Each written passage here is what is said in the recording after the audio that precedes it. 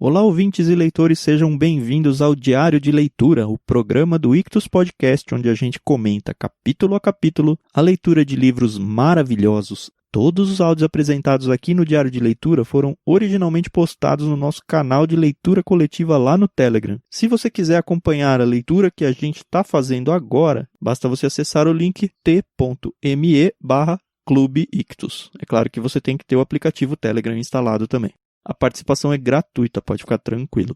Sem mais delongas, fique agora com os comentários de mais um trecho do livro Grande Sertão Veredas, de João Guimarães Rosa.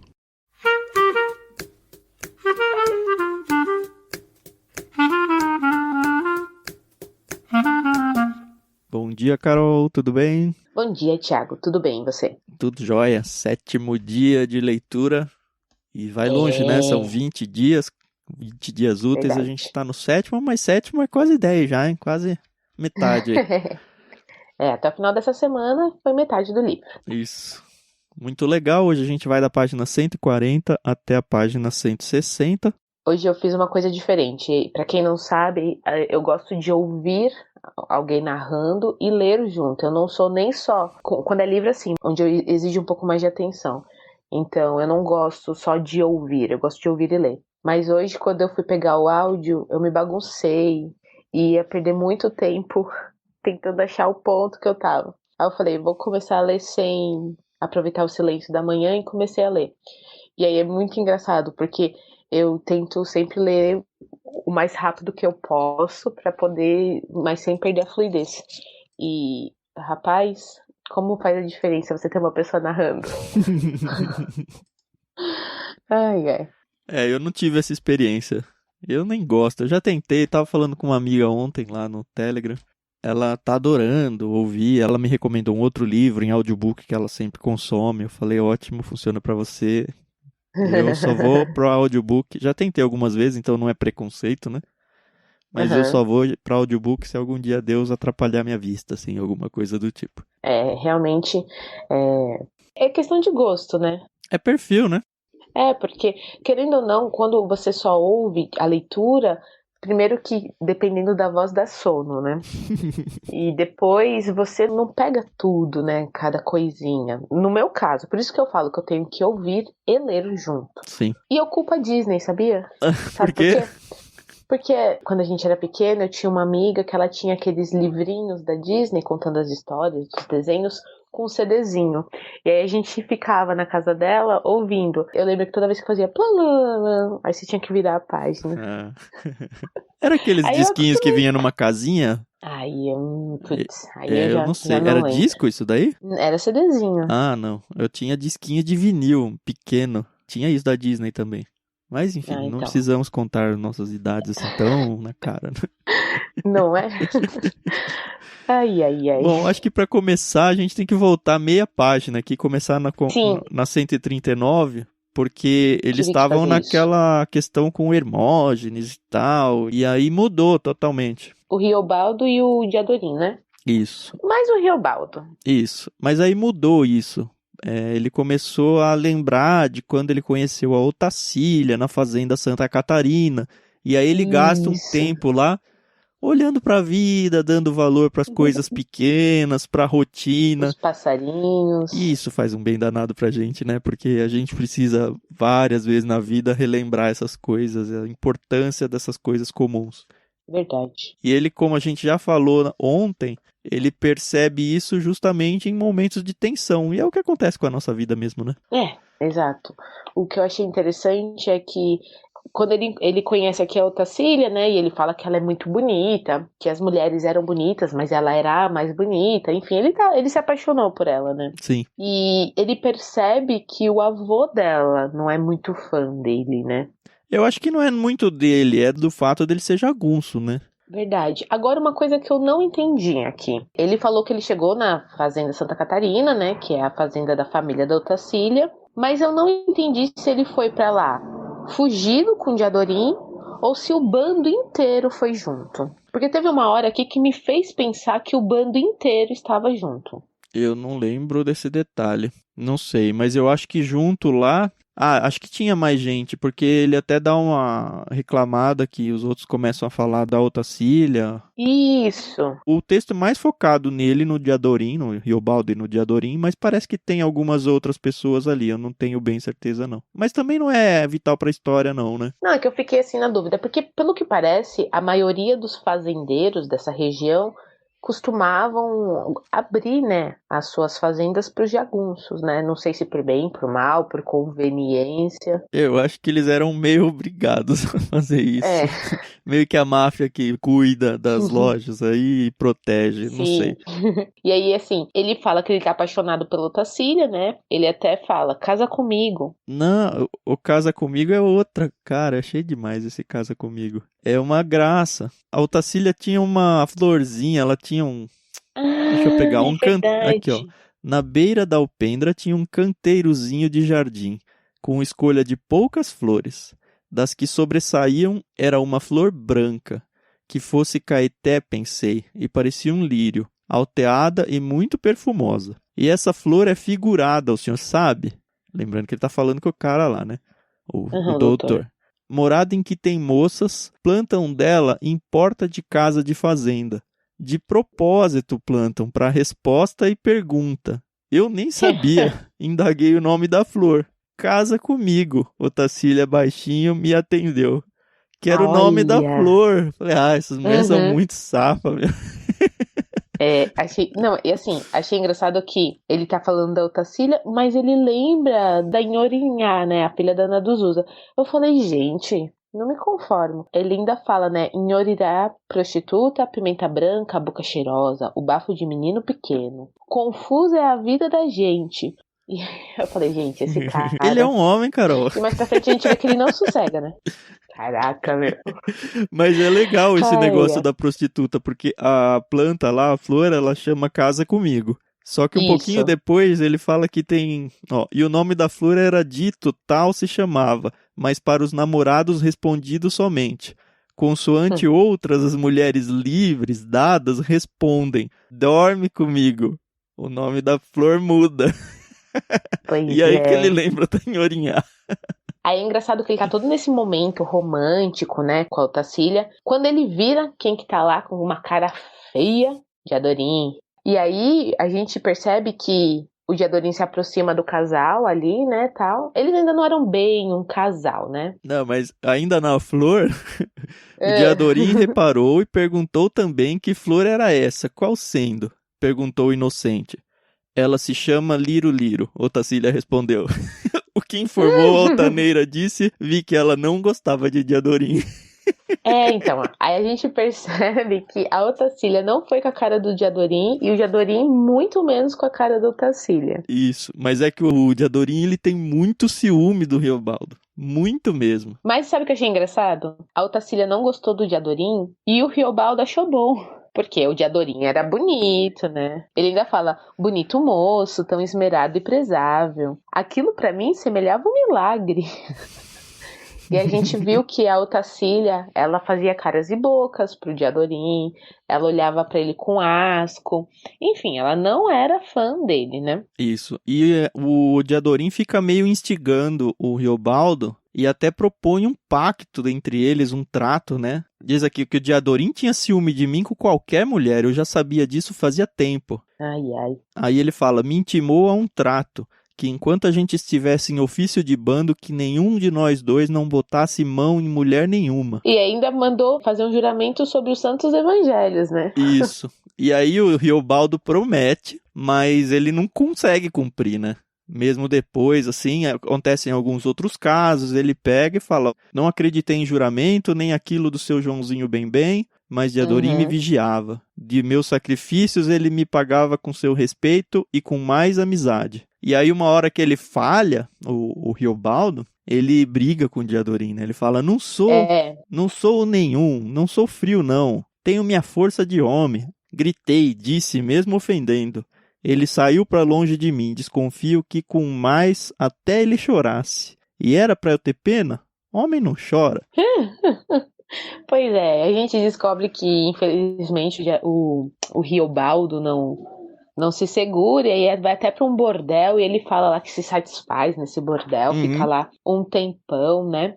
E o Diadorim, não, ele, sei lá, eu não entendo muito esse Diadorim. E aí eles estão ali acampados numa noite, né? Então tá o Diadorim, o Riobaldo, mas também tem alguns outros jagunços, né? E aí achei interessante que o Diadorim, mesmo bravo com o Riobaldo, dorme do lado dele, né? Deita do lado dele.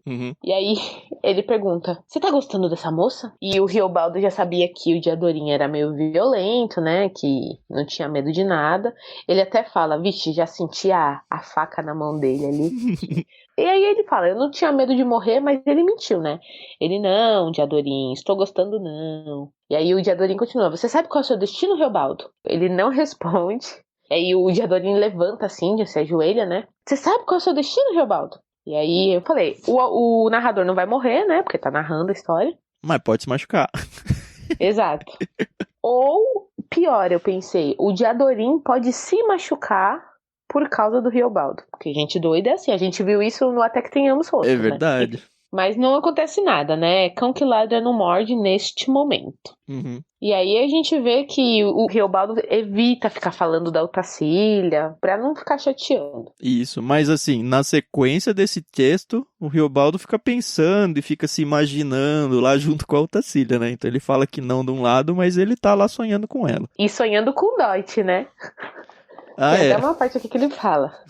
Que ele fala: eu poderia estar vivendo tão bem, né? A família dela me paga um dote, a gente compra uma fazenda, sei lá. Então, o Reobaldo começa a pensar no Zé Bebelo, né? Como amigo e que respeitava a finura, né, do Zé Bebelo. Sim. E eles descobrem que o bando dele, do Zé Bebelo, tá vindo encontrar o bando do Joca Ramiro, que tá sendo comandado pelo Hermógenes, né?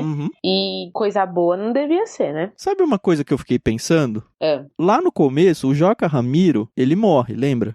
E é quando o Zé Bebelo chega e assume o bando. Isso na história é mais pra frente, obviamente. Isso. Mas o Zé Bebelo, ele chega e ele fala que ele quer vingar a morte do Joca Ramiro, que era amigo dele. Então tem que acontecer alguma coisa aí na história para os dois se tornarem amigos, porque hoje eles são inimigos. Verdade. Nossa. E qual dos dois que tinha abandonado tudo para ir acabar com os jagunços foi o Joca Ramiro? Foi o Zé Bebelo. O Zé Bebelo? Isso, que ele queria ser deputado. Então, aí eu fiquei na dúvida qual dos dois que era esse. É o Zé Bebelo, né? É o Zé Bebelo. Tá bom. Mas assim, hoje eles são inimigos e vai começar a ter uma treta violenta entre os dois grupos aí. Basicamente, a leitura de hoje, a partir de agora até o final, é isso. Isso. Na verdade, assim, antes de começar essa guerra toda, a gente vê que o Riobaldo realmente pede a Otacília em casamento, né? Pede pro avô, pro pai dela. Só que ele não fala quando que eles vão casar e ele pede pra ela esperar por ele, né? Dias, semanas, meses e anos, né? Então a gente não sabe se realmente ele chegou a se casar com ela, porque a gente sabe que o narrador é casado, que ele fala mais de uma vez como ele ama a esposa. Isso. Mas a gente não sabe se é a Otacília, né? É isso. E aí eles saem, né, dessa fazenda. O Hermógenes começa a organizar os jagunços pra enfrentar o bando do Zé Bebelo, né? E a gente vê que o Hermógenes, ele sangue nos olhos, né? Eles vão montar uma tocaia, né?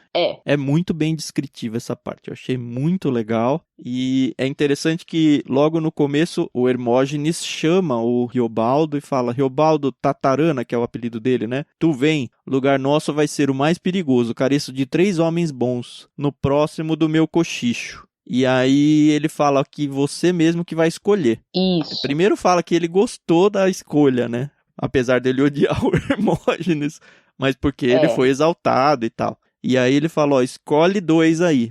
E aí, óbvio que a gente pensa que ele vai escolher o Diadorim, mas ele não escolhe o Diadorim, ele escolhe outros 2. Isso, o Garanço e o Montes Clarence.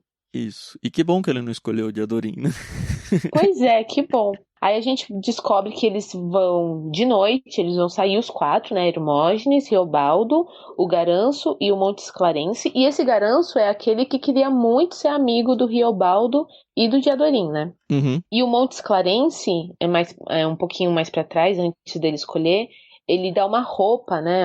Eu acho que é uma roupa, eu não entendi. Eu acho que é uma roupa porque ele fala que a mãe dele costurou 2. Sim. E ele só precisa de uma. Então ele dá uma pro Riobaldo. E aí, como o Tan falou, essa narrativa ela é muito linda, linda. Eles estão descendo no escuro. Aí é aquela coisa, um tá segurando no outro, porque eles não podem acender fogueira. Então o Hermógenes vai guiando eles. Aí fala até dos mosquitos que começam a perseguir eles. E o Riobaldo fica na cabeça dele pensando, puxa, olha que chance sensacional que eu tenho pra virar aqui pro lado e matar o Hermógenes, né? Ele pensa isso umas 2 ou 3 vezes ao longo do texto Isso. todo. Mas ele fica também com medo de se ele matar o Hermógenes, dos outros dois matarem ele, né? Mas Então ele ele fala, fala, se eu deixa matar quieto. aqui também, eu saio correndo, fácil, sumo e acabou. Ele teve essas oportunidades, né? Uhum. E assim, achei engraçado que eles levaram suprimentos, né? E o Hermógenes, a primeira vez, oferece comida pra ele e ele não aceita. Ele fala, Isso. não vou aceitar comida não. Aí o Hermógenes depois oferece tipo que uma cachaça, né? Pra ele passar no corpo pra os mosquitos não... Tabaco misturado com cachaça pra esfregar. E o primeiro pensei que era pra ser algum tipo de camuflagem, alguma coisa, mas não, era pros mosquitos pararem de picar. E aí eles ficam ali à noite de tocaia, né? Esperando alguma oportunidade pra atacar o bando do Zé Bebelo. Uhum. E é interessante, porque a gente passa em ideias de tocaia e não imagina, mas ele começa a ter dores de cãibra, ele começa a ter dor lombar, sono, ele cochila uma hora e ele até fica, eu não sou chefe, tudo bem. E eu achei legal que ele narra aqui que ele só vai atirar quando o Hermógenes atirar. Então, apesar dele ser muito bom de mira e tal, eles só podem começar a guerra quando o chefe começar, né? E aí, você vê que já é de manhãzinha, que fala, né, que o dia tá vermelho, né? Então o sol devia estar nascendo. Quando eles encontram um homem atrás de uma árvore, né? Vem andando um cara alto e aí acho que alguém atira, não sei se foi o próprio Hermógenes, e aí começa o quebra-pau ali, tiros pra todos os Nossa. lados. E até então, o Riobaldo nunca tinha matado uma pessoa. Você pegou isso aí? Eu não peguei essa aí, não. Que ele falou aqui, eu tinha de obedecer a ele, fazer o que mandasse. Mandava matar, meu querer não correspondia ali por conta nenhuma. Eu nem conhecia aqueles inimigos, tinha raiva nenhuma deles. Acho que é um pouquinho mais pra trás que ele falava, que ele já tinha matado sim, mas ele nunca tinha atirado pra matar. Ah, tá bom. Enfim, se eu tiver errado, o pessoal comenta aí, por favor.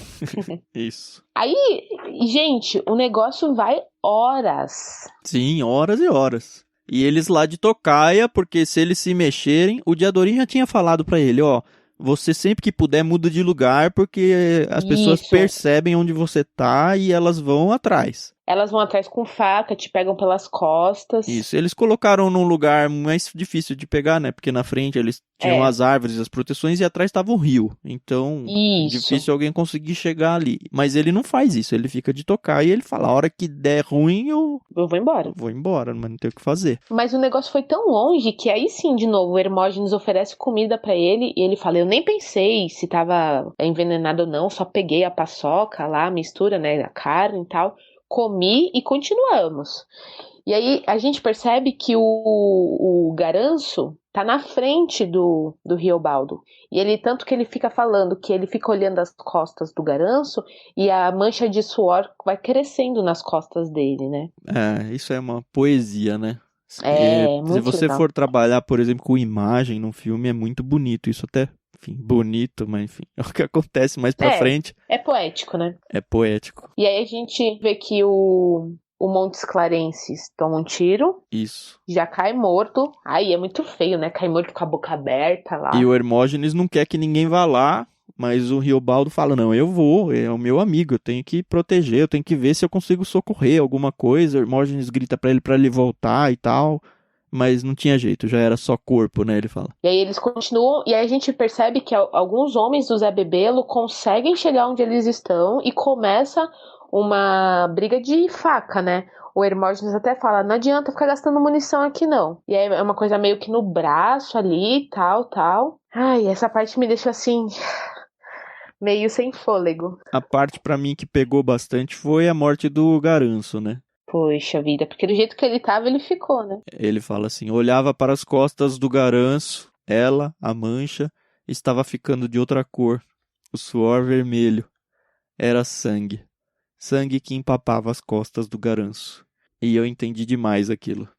O garanço parado quieto, sempre empinado com a frente do corpo, semelhando que o cupim ele tivesse abraçado, que ele estava atrás de um cupinzeiro, né? A morte é corisco que sempre já veio, ânsias, ao que embola me vinha goela riba do arroxo grosso imposto que às vezes em lágrimas nos olhos se transforma. Você vê que nem podia ter tantas emoções ali naquele momento, né? Uhum. E aí ele tá com sede, o Riobaldo, ele até fala, poxa, ele nem vai conseguir ter um enterro, né? Nem vou conseguir acender uma vela ali pra ele. Sim. Essa é a parte triste, né? Eu não sei se os jagunços têm o hábito, como nas guerras que a gente lê e assiste, que depois da guerra as pessoas podem tirar os seus defuntos, né? Eu não sei também, mas acho que não deve ter esse tipo de ética entre as partes aí, não sei. E aí, enfim, eles estão perdendo e eles fogem. Isso, o Hermógenes fala, bora. Ele começa a dar uns gritos lá, o Hermógenes encheu os peitos, soltou um rinchado zurro dos de jumento velho em beira de campo. 3 tantos, ele estava dando a retirada. Por outros lados mais longe, outros, o mesmo onco e rincho copiavam. Arre fogo, agora forte fogo. O Hermógenes me mandou, atirei. E aí todo mundo começa a fugir, ele foge, pernas para que te quero, cada um se vira. Quando se alcançou o nosso bom esconder num boqueirãozinho, já achamos companheiros outros, diversos, vindo de algumas e que chegavam separadamente naquela satisfação de vida salva. Um era o Feijó. Será que se tinha avistado o Reinaldo sem perigo? A meio perguntei, por causa que só em Diadorim era que eu pensava. E aí o Diadorim não chega, e a gente fica, e agora? Lascou. E agora, né? O Feijó fala, olha, eu vi ele tava com sangue numa perna de calça, pra mim foi nada, arranhão à toa. O que me ensombreceu, então Diadorim estava ferido. E não temos a resposta até o fim desse capítulo, não né? temos. Mas eu acho bonito que a página 160, que foi até onde a gente leu, ele termina aqui com uma parte... Na verdade, é bem o início da página, né? Ele fala assim, dó que me dava era do Garanço e o Monte Esclarense. Quase com peso, por minha culpa dos dois. Eles era eu quem tinha escolhido para conduzir e depois tudo. Logo esses, o senhor sabe, o senhor segue comigo. Remorso? Por mim, digo e nego. Olhe, lego e outra, daqui, vereda abaixo, tigre canguçu estragou e arruinou a perna de Cisino Ló. Um que foi desse Rio de São Francisco, foguista de vapor. Enfim, essa parte nem é tão importante. Mas que eu digo assim, que caramba, os 2 caras que ele escolheu morreram. E ele meio que se sente culpado, meio que não, né? Porque, enfim, de novo, ainda bem que ele não escolheu o Diadorim, né? O Diadorim, No finalzinho a gente é apresentado a um cara, né? O Joe Bexiguento, sob chamado de Alpercatas. E eu acho que esse cara, ele vai ter meio que um papel importante nesse pedacinho aqui, né? Isso. Porque tá todo mundo indo dormir depois, né? Que acabou a guerra e tal, só que ele não. Ele vai ficar ali e ele vai meio que mexer com o Riobaldo, que o Riobaldo também não tá afim de dormir, e a gente não sabe o que vai acontecer. Isso. E a gente pode pegar daí amanhã, né? No finalzinho da página 160. Amanhã a gente segue até a página 181. Então, se você tá com a gente, vamos lá. 181 já é quase 200. O livro tem 435. Quase isso metade. Aí. Isso. Devagarzinho a gente chega lá. A gente sabe que tem um pessoal no canal ali que tá meio tenso, não tô conseguindo avançar, não tem problema. Se não consegue todo dia, vai um pouquinho por vez, pega os áudios atrasados depois, não tem problema. Lembra que todos esses áudios viram podcast. Então, se não for 20 dias, que seja 30, 40, não importa. Vai indo devagarzinho, que a gente chega junto lá. É isso aí, pessoal. Então, amanhã a gente tá de volta. Ai, tô agora preocupada com o Diadorim. Quero saber o que aconteceu com ele. Mas a gente sabe que ele não morreu nessa, né? Não sei. Não, essa foi uma das primeiras batalhas. E o início do livro... O início do livro é lá na frente. Isso. Isso que eu acho legal dessa narrativa, né? Que ela vai e volta, e você que se vire pra entender, mas a gente entende. Então é bem legal. Bom, tá muito bom o livro. Até amanhã, então. Bom dia. Ou noite. Boa noite, não sei. Ou tarde. Tchau, tchau. Tchau, pessoal.